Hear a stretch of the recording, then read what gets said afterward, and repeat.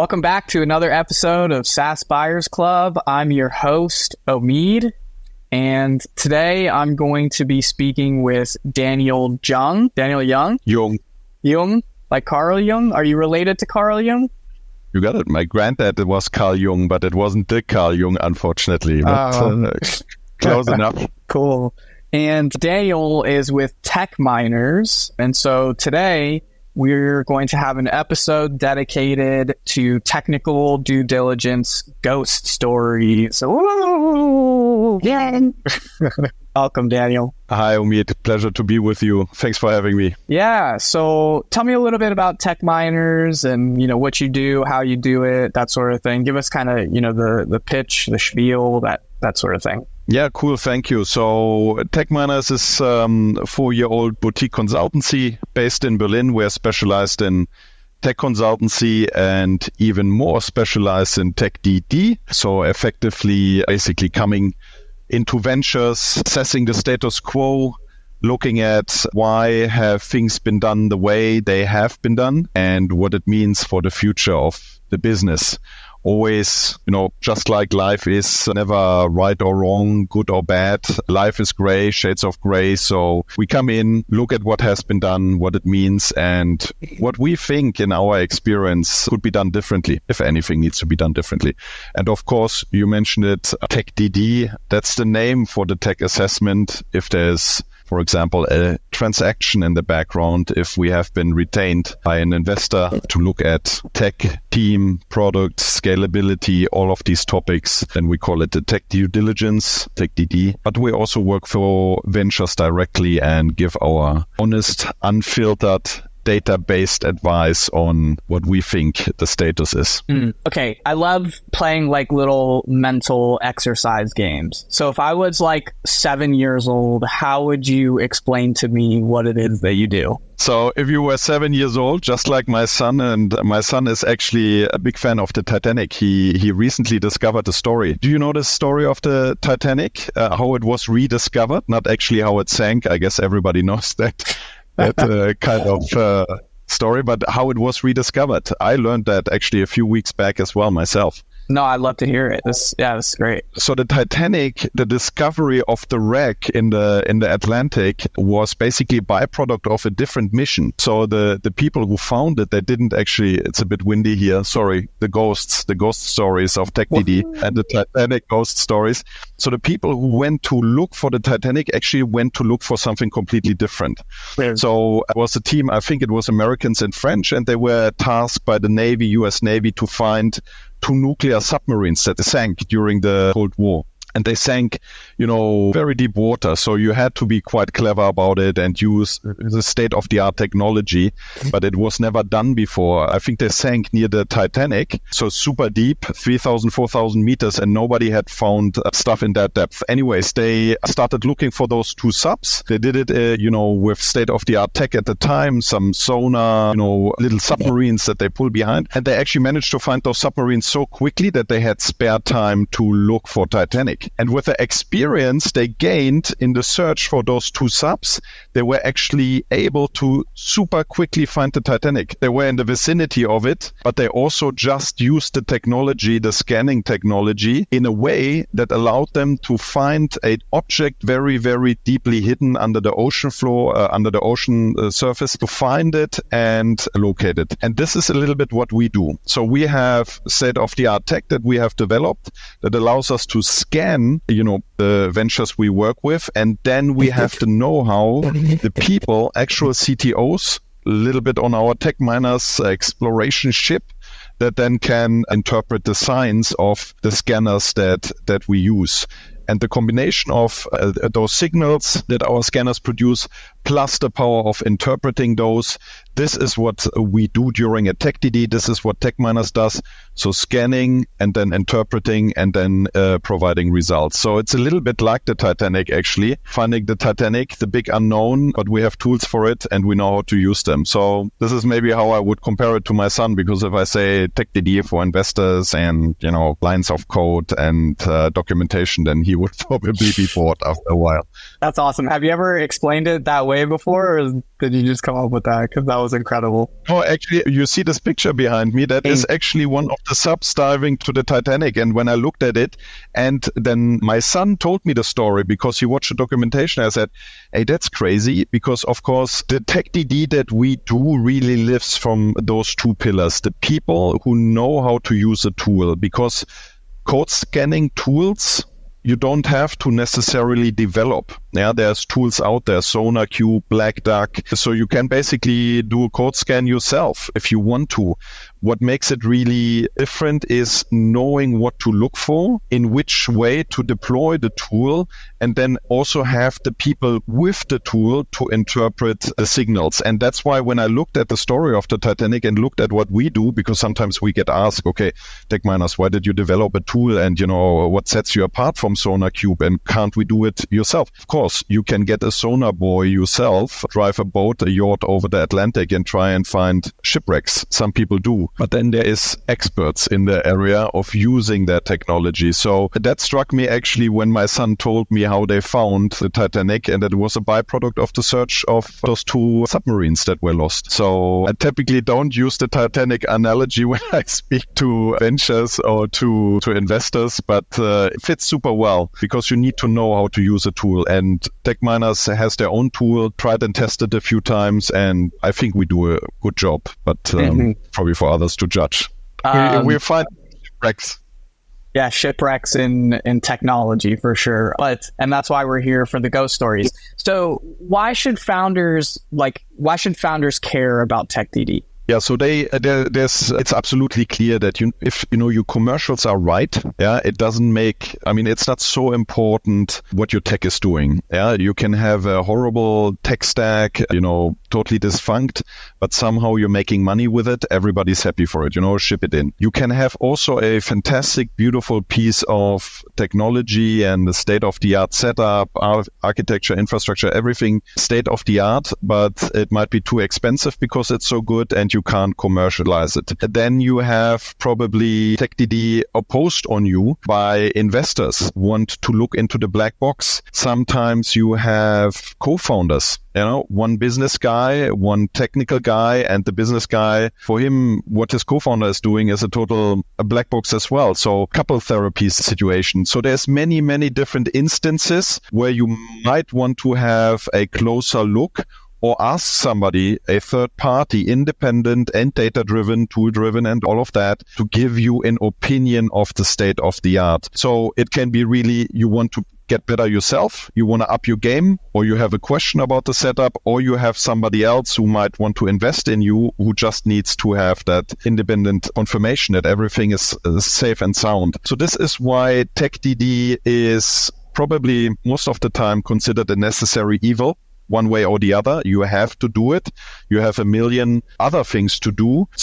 But sometimes it becomes unavoidable. And if it becomes unavoidable, then if you're lucky, you get to a solid and experienced TechDD provider who can make it, I sometimes call our process minimal invasive. So yes, you have to spend time on it, but it's minimized to the bare minimum of what is required. And then most important, and I get asked that, often by ventures that we're mentoring, for example, you can get a lot out of it, and you have to make sure that you embrace the process and you ask for the results of the process, because then it basically becomes a typical beautiful consulting project. And there's always things that we find, even in very mature businesses where we are dealing with industry experts. Yeah. Leaders in the blockchain space, we are not telling these people what they can improve code wise or something, but a product and tech is not code alone or a genius rocket scientist developer. It's the whole picture, how people work together.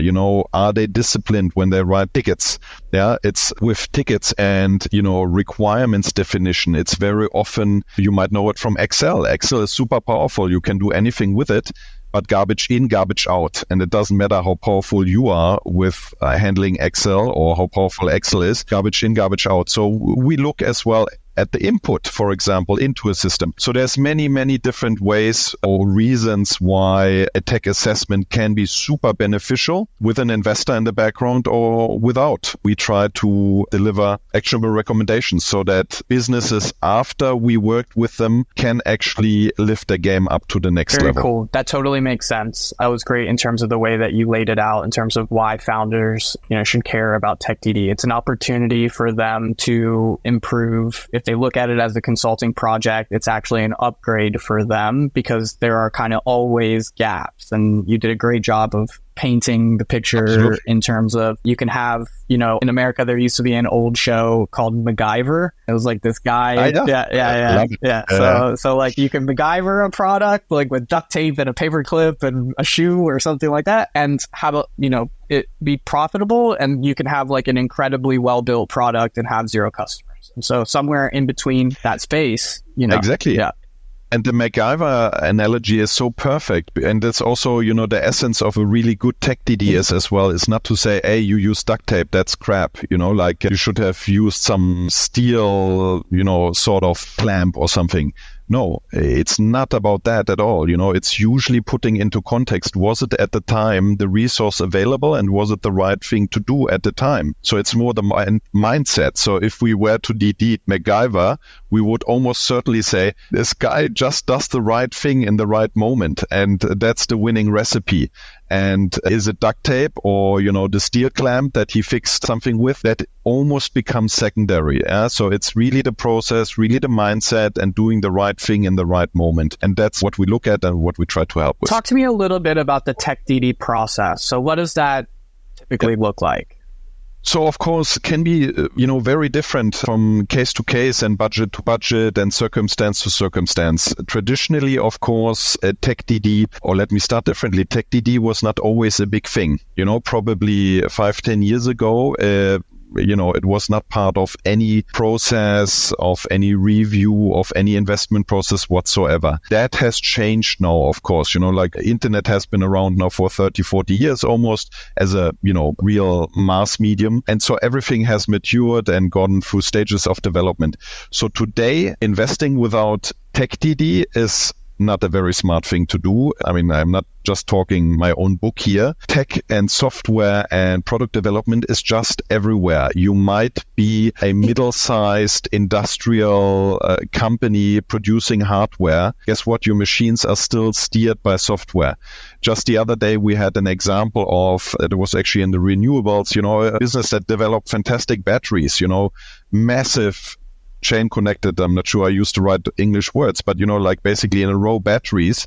And they said, hey, we are into batteries. Software doesn't really matter. And I said, yeah, guess what is steering, the batteries, the load balancing and all of the stuff. So the moment that fails, one of your battery fails. And because it's a chain, the whole thing fails.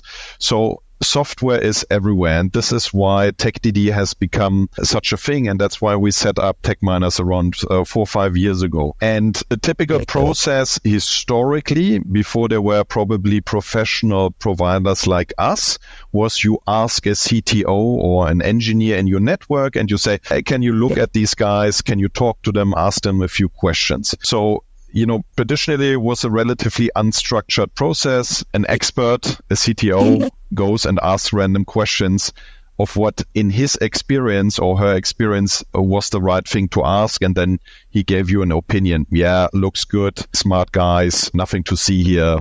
Probably a thumbs up. Now, with investing being professionalized itself as well, the DDs have been professionalized. Commercial DD, legal DD, and now tech DD. Yeah. And as we discussed, usually commercials trump everything else. Yeah. TechDD was probably the last bit in the due diligence process that was professionalized. And what we do, we take basically that old bit, which is the human aspect, an expert, a guy who did it himself or herself, take that CTO, but we basically equip them with process management tools and with our scanning software. So sometimes we compare it to an exoskeleton for CTO. Yeah. So it's still a human process. You still have to judge the people you work with or their work and have a discussion with them why they did what they did. But you did do the whole thing empowered by technology. So the stages for Techminers in the typical DD is we ask questions. All of that is nicely web-based. It doesn't need to be a painful Excel or whatever else format anymore. Web-based questions. Then we have the scanning that can answer a lot of questions automatically without the need of human intervention. It can also answer questions that would be impossible to answer manually. Yeah, so think of the Titanic again, diving there, forget about it. You need the tool. And then comes the most important bit, equipped with that information.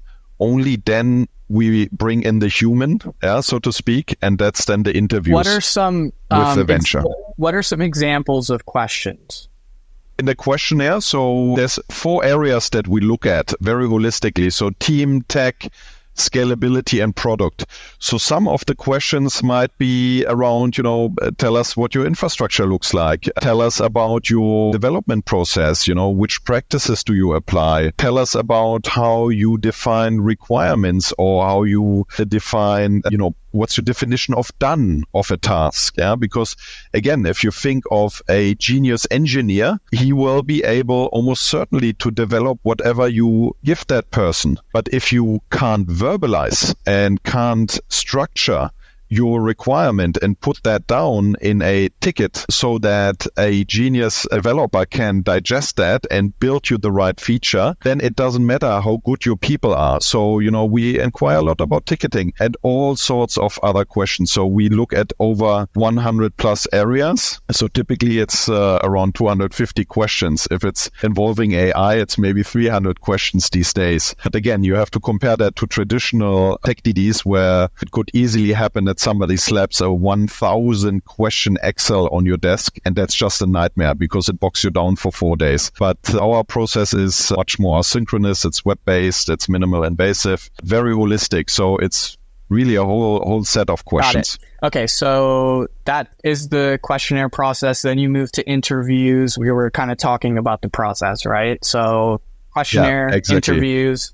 Question, scan, interviews. And then in the interviews, it's more like a conversation because then we honed in on the top, handful of topics and we can say, hey, Omeed, look at what we observed here. We think this is worth a discussion. Let's talk about that. And then you talk about it and go about the pros and cons. And even if you think, super rare, by the way, that we find an outright red flag, because a red flag is something that has a very substantial business impact, maybe jeopardizing the business, and is very hard to solve. Yeah? So no matter what resource you throw at it, it will jeopardize your business. So even if we come to the conclusion there might be a red flag in a business, we say, hey, Omeed, we observed this. We think this is quite serious. Let's talk about it.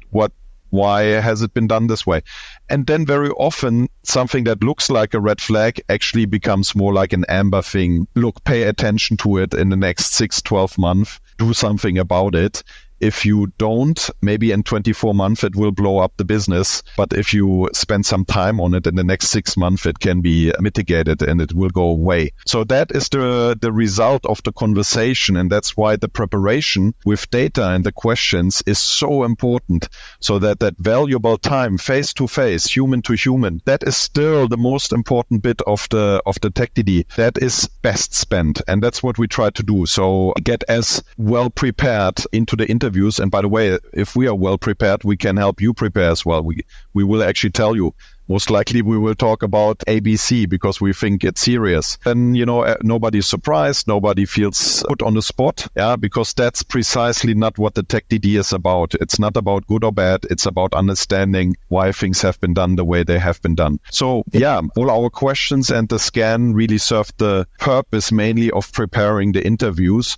And once you wrap up the interviews, you have the human aspect and the human view really on what has been done. Then you can formulate the whole picture because then you might as well say, hey, these guys are serious. They're really, really good. They're a little bit chaotic, when it comes to requirement definition. And that's why they're missing every deadline. And that's why there's frustration between business, sales saying something and the engineer's doing something else, and we say, hey, yeah, there's no scrum master in there, nobody controlling the process, then there would be your finding. And then it's as simple as, putting a project manager in, a product owner, scrum master, whatever you want to call it, and take control of the process, and then everybody is happy and the techies can develop what is required, the business gets what they ask for, and the whole thing can move into the right direction. So that would be a typical result, actually, where we identify a function, a human function in the process that is missing, or it's sitting somewhere completely,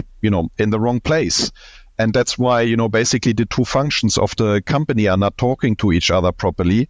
And that's why there's universal frustration and missing deadlines and features not developed the way sales want them and stuff like that. And this is precisely an example maybe of a little bit of couple therapy that we do for ventures as well, bringing the teams back together and saying, hey, totally justified what the business wants here, because, the market makes the market. If the market wants a feature, the market gets the feature. And the techies, they are not incapable per se. They are skilled and they're willing. They just don't get what you want.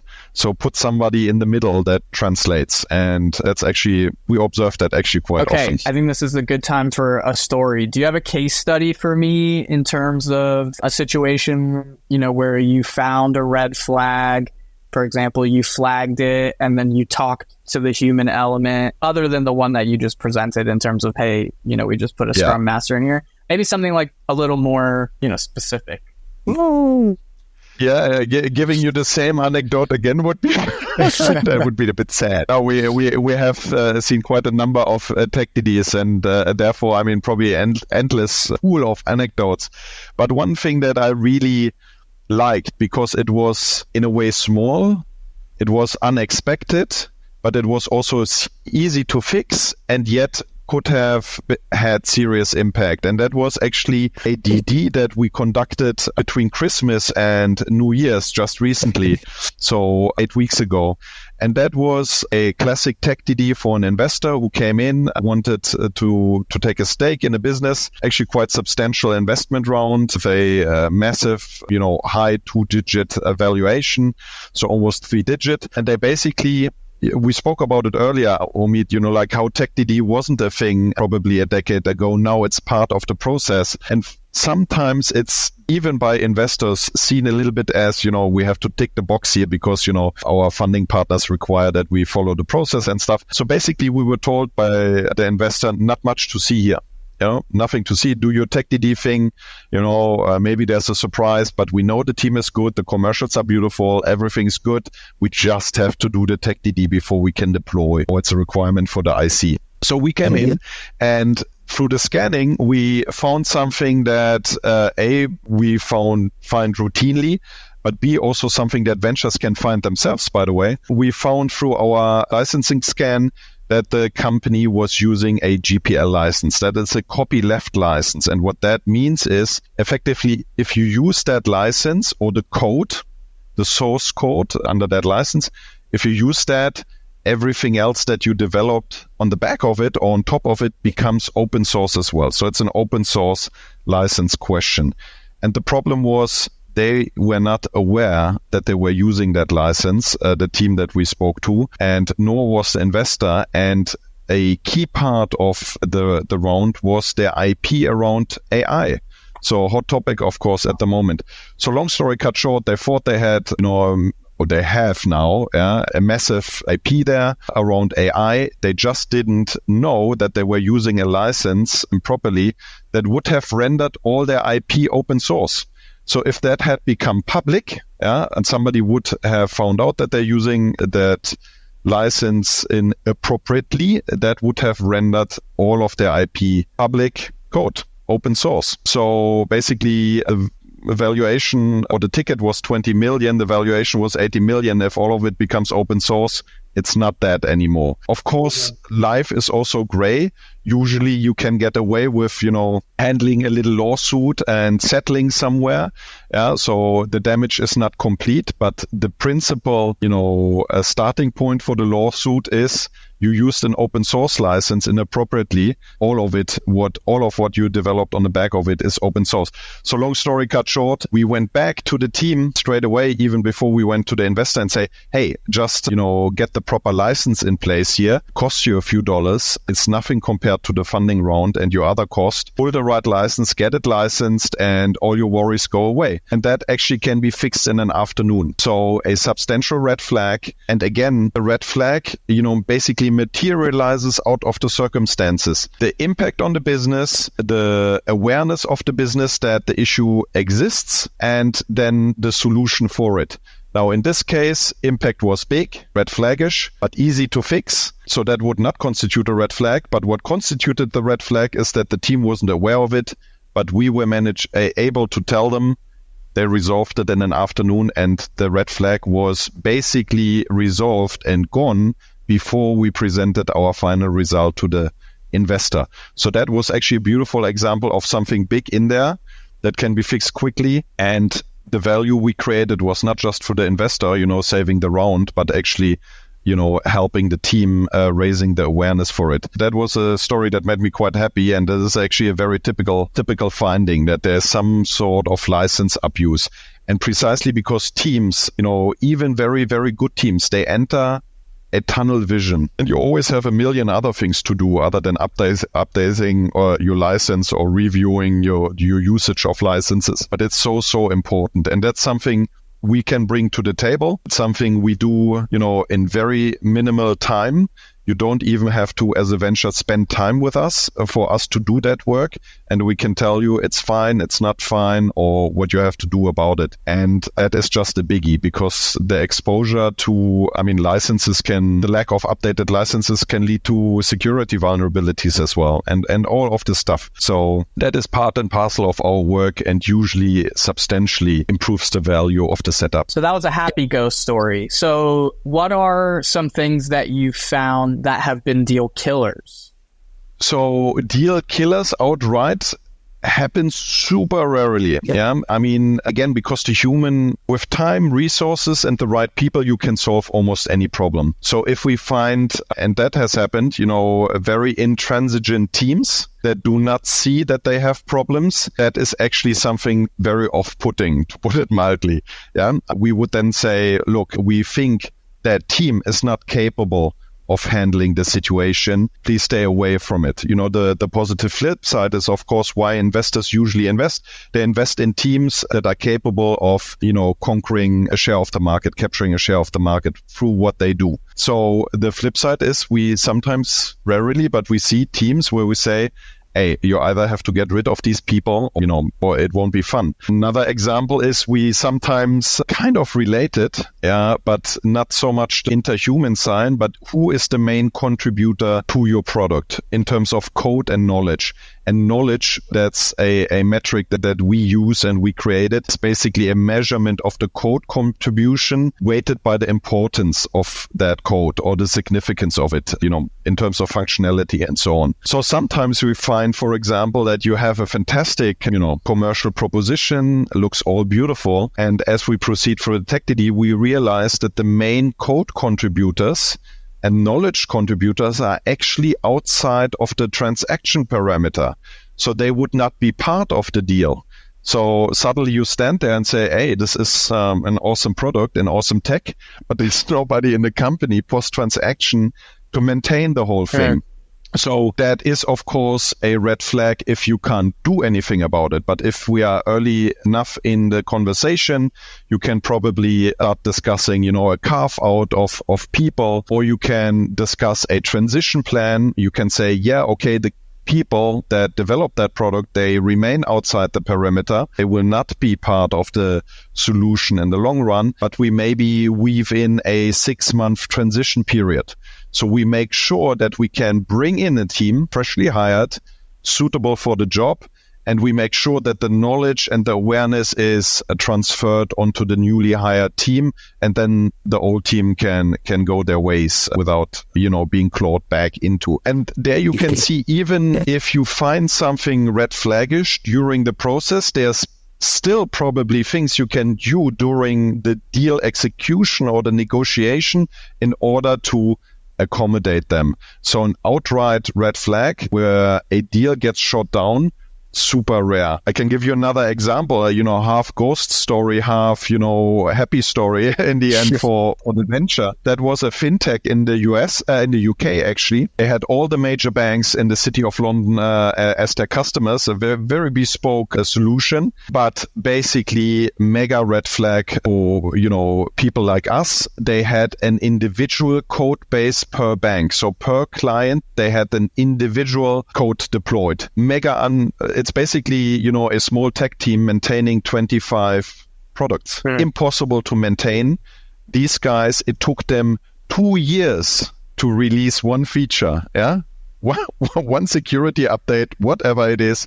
They basically have to go around, like a little circus that moves around town. Yeah. And really release, the update manually, one by one in-house. So, impossible to manage, and you basically have to throw the whole thing away. It's unmaintainable.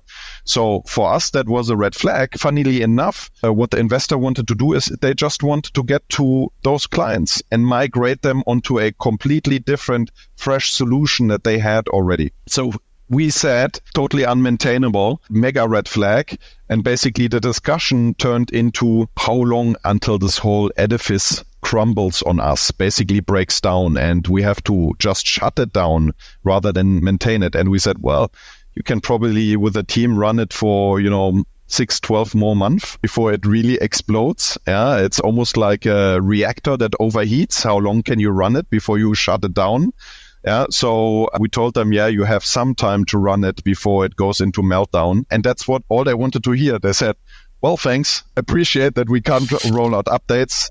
No intention. We're going to migrate everybody away before the core goes into meltdown. And we said, fine. Yeah, good stuff. So that is another horror story of what we saw, really unmaintainable, literally unmaintainable product. And that's what you touched on it a little bit earlier, topic tech debt.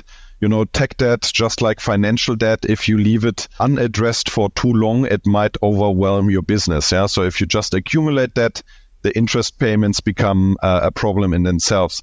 And that was a beautiful example of a business that just started rolling out the product individually on premise, made individual customizations to the source code. There was no code base anymore. Massive technical debt because one feature takes 2 years to roll out. Forget about updates and changes. So it was just unmaintainable. And that is something we sometimes see. Teams that are moving into the direction of unmaintainability. But then we, for example, propose specific process improvements, little steps they can take on a day-to-day basis so that level of tech debt does not increase to a level where your only choice is to shut down the business and rewrite if you want to continue. And that, by the way, is also a totally justifiable approach. You might say, hey, the old code is garbage. We just will rewrite it. If you have enough time and resources and manpower and money to do that, a red flag suddenly becomes a green flag. Because if you have time to rewrite resources, then it doesn't matter if you have to shut it down in 2 years' time. So again, the circumstances of a transaction or a tech assessment are super critical to decide whether something is a red flag. And that's why red flag outright are super rare, because life is gray. Solutions are gray. There's always shortcuts that you can take to salvage a situation. Really bad is if people shut their eyes and negate that there is a problem. That's when a red flag usually materializes. As long as there's awareness and openness, anything can be solved. Yeah, it's interesting in that story where, you identified that, the product only had 6 to 12 more months, and the acquirer was actually very clear in terms of why they're acquiring, the business. Had they been acquiring the business for the product, for example, that would have been a completely different story. But it just so happened in that case that the product was less important and actually was more about access to, the customers. And so, there's a piece there for acquirers. You see so many deals, they talk about post-integration as always where most deals die. Oftentimes because... exactly. Yeah, because, the deal sounded good. There was a thought around, maybe there was a hypothesis around the acquisition and that hypothesis didn't pan out, for example, or the acquirer was unclear and they were just, acquiring because the company was hot, for example, these sorts of things, culture differences, so many kind of different aspects of post-integration, where things can fall apart.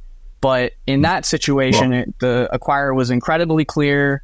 You found this red flag, you gave them the prognosis, and they said, nah, that's, not an issue for us. Although, again, had the hypothesis been different, it would have been absolutely possibly a deal killer. I do want to circle back, though, because I really want founders who listen to this show, I want them to kind of be able to listen to this episode and diagnose themselves, so that they can know what to look out for. So I heard you say that, one of the big deal killers that you've seen is, hey, this team just doesn't have, the capability to take this product. What have you seen around that, founders should be looking for, if they were to hear this, they would be like, oh, I should work on this with my business. That's the first question that I want to ask. Yeah, absolutely. And again, software products and teams, it's really, it's the sum of the pieces, right? So individual aspects of a setup might be subpar. If everything else is great, the greatness outweighs the shortfalls. It's only when the shortfalls, reach a level that, really impede development. So what, in a nutshell, I would say is super important. What are your code development practices? Yeah, because again, an individual software engineer who's passionate about it, they can build almost anything. Yeah, as long as they know what is expected of them. Yeah, so almost certainly have a good look at your ticketing system. Definition requirements, how are they checked? Definition of done. Then super important, if you have a growing team, documentation, or if you have staff turnover for whatever reasons. Again, the reasons can be manifold. Make sure that if you have somebody or if you develop yourself code, that you document what you're doing and what it's meant to do. Yeah, and almost in real time. Because imagine you want to hire somebody, and techies are like little artists, they're little Picassos, only if the material they chose themselves is the right material, the medium and the colors and then the style of painting, only then it's perfect. Yeah, but the reality is you might want to change the way you paint your painting, but you first have to understand what the painter before you did. And that is what the documentation does. It helps you understand very quickly what in the system is doing what. You can take time and play around with it, but then onboarding takes 6 or 12 months before somebody gets productive rather than 6 weeks. So documentation is super important. Processes are super important. Pair programming, if possible, is super important. Yeah, don't allow knowledge to accumulate in islands. Yeah, so something we do very often as well is we illustrate the knowledge distribution, and very often we see that the same engineer is contributing to the same repository all the time. Not good, because even if your group of friends, 4 people, contributing and everybody does what they do, your friend might be, might fall in love to somebody in Thailand. And I mean, like, we can work remotely. The not so nice version is a person gets hit by a bus, yeah, or something else. So make sure that knowledge is very nicely contributed. And a very simple way is pair programming or pair reviewing. Even if one developer does, usually their own thing most of the time, have somebody look in there occasionally and understand. Tech debt. Everybody has tech debt. Yeah, even Techminers has tech debt. Tech debt, having no tech debt actually means you're not an entrepreneur. Yeah, you're wasting your time with perfection, and that will kill you. So every software development team will have tech debt. As simple as a little bug ticket somewhere, or button not working, or whatever a bug it might be. So spend time on that continuously. Yeah, our recommendation is for every sprint, invest 10% of that time on tech debt continuously, always. If not, For example, we've seen some businesses, again, technologically tippy-toppy, state-of-the-art, beautiful stuff. But we tackle tech debt every quarter. We shut down feature development for 4 weeks, and we tackle, the backlog. Horrible for the business, because the business never stops. Your salespeople will always, or your CEO, if you're unlucky, will always have some new ideas and expectation to develop them. Or, put it more positively, the market, your clients, if you have a dynamic product that is in demand, your clients will have ideas. Shutting down development for 4 weeks so you can tackle tech debt in one go, not a good idea. Your clients will not like it. Your business will not like it. What's worse, that is a 100% bulletproof way of actually introducing new bugs. Because you're not changing the amount of tech debt incrementally and basically test little improvements incrementally over time. You're doing exactly what is ignition-ish in development. You develop a big chunk without testing and you just release it.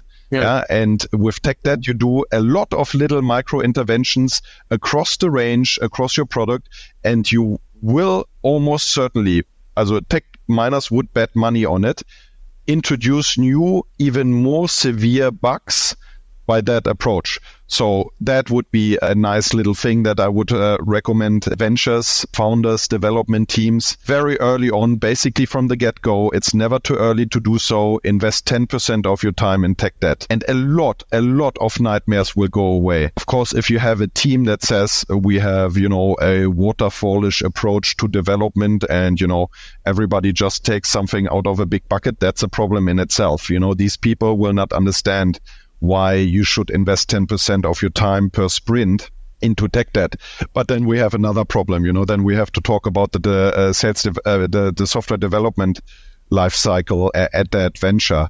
So these are a few things that everybody can implement pretty much straightforward. Tackle your tech debt, have decent documentation in place.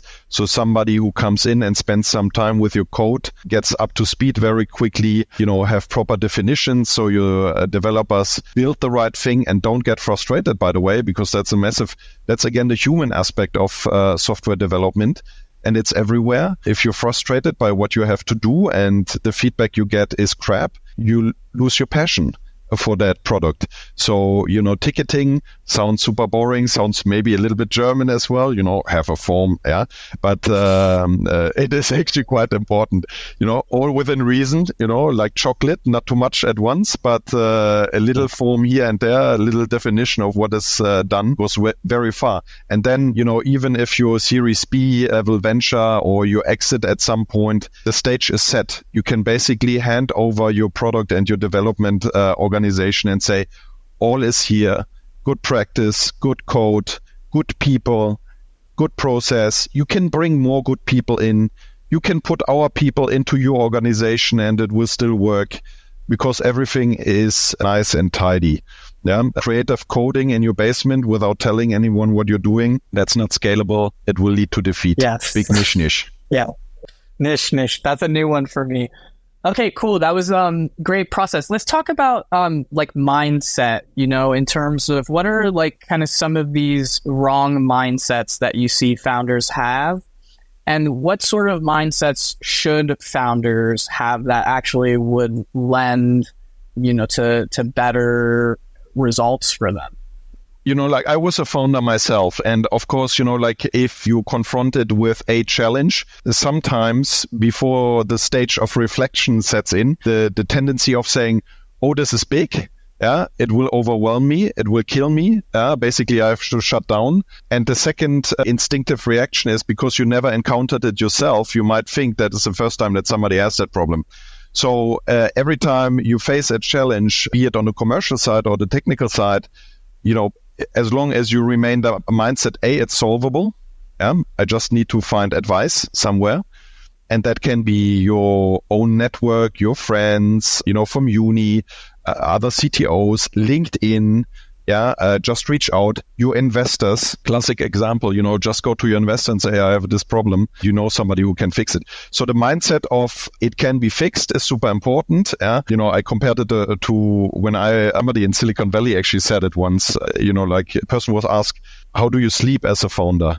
And the guy said, I sleep like a baby. Every 2 hours, I wake up and cry. So the moment you say every problem is solvable, you free yourself from that manic depressive cycle that you think twice a day that you have to shut down your business. I used to think that initially when I first founded.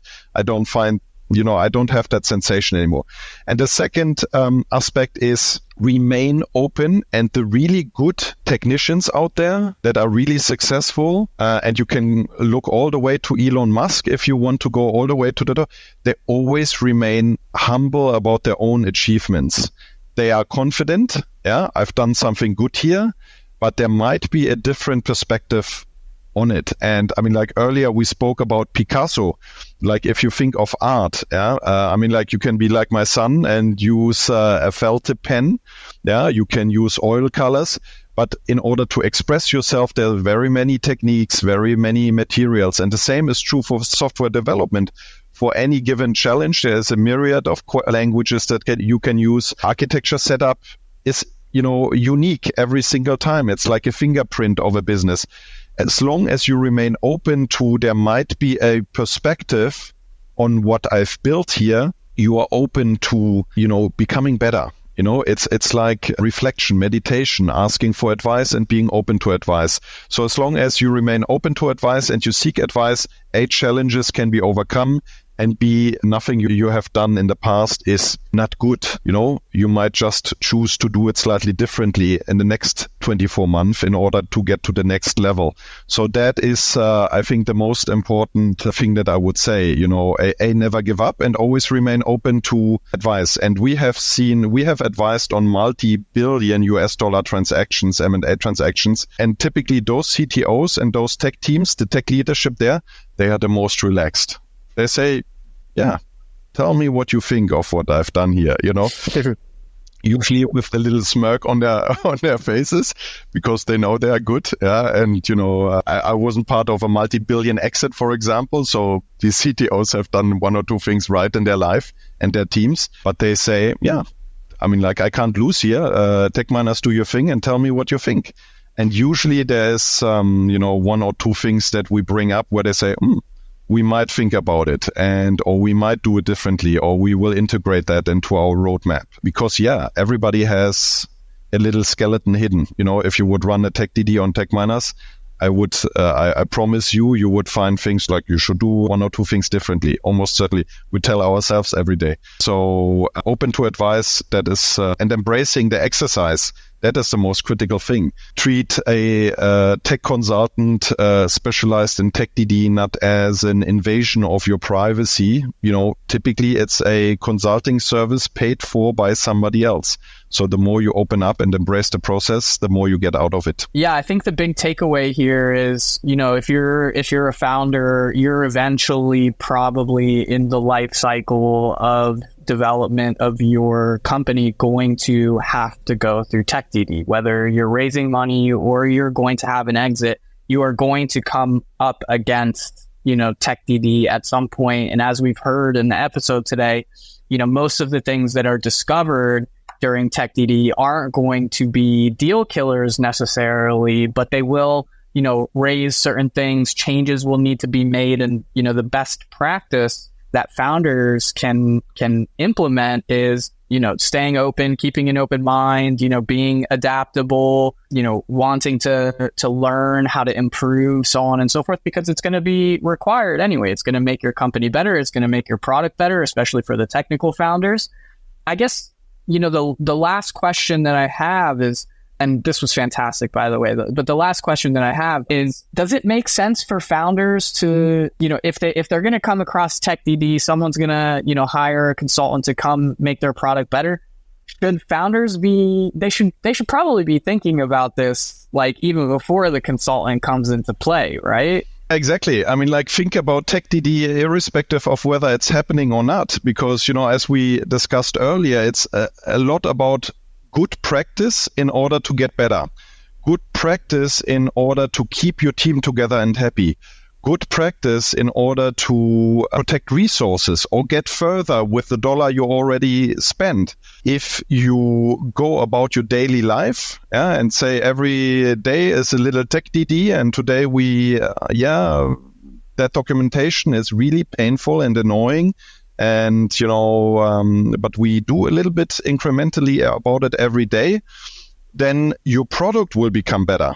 Yeah, and maybe only by becoming better, you will ultimately be confronted with a TechDD, because if you follow poor practice only, of course, it might fail. It might mean that you fail because you develop the wrong thing, and commercially you can't make it work. So treating every day as a mini TechDD and adhering to those practices will prepare you by definition for the day that you are actually confronted with it. And you can basically just say, hey, it's all here, nothing to see. And we just say, yeah, cool, good stuff, mostly true. And it will save a lot of time that you have to spend during the process, or that will actually be not spendable, time that you might not have because you might miss the investment.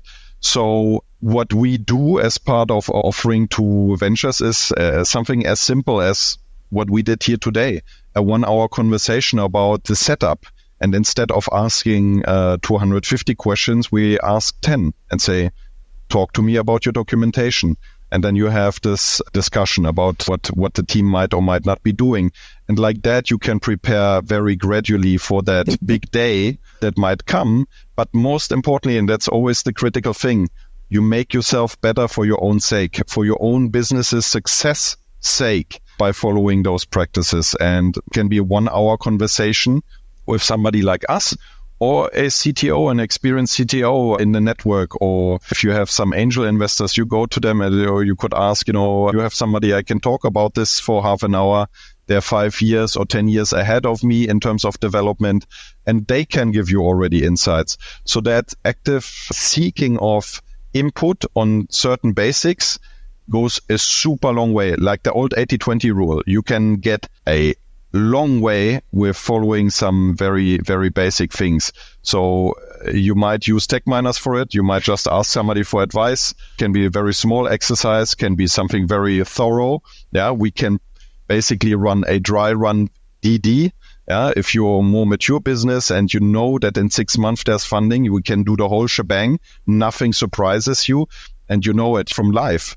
If you're not surprised by what is coming, you're just twice as good already. There's many ways to prepare, but basically the daily little mindset, incremental mindset, is what is the game changer. As always in life, small incremental changes, they add up over time and, make businesses really successful. Japanese concept of Kaizen, if you've ever heard of that. It's the 1% improvement every day over time compounds to the best in the world. So yeah, absolutely.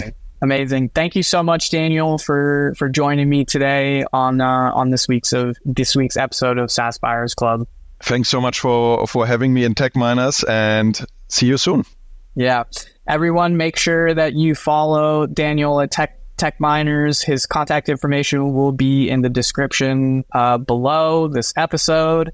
And please subscribe, follow, like, comment, leave a 5-star review if you've gotten anything from today's episode. We'd love to hear what you got from today's episode. And make sure you join us next week. Thanks, everyone. Ciao. Thank you. Bye.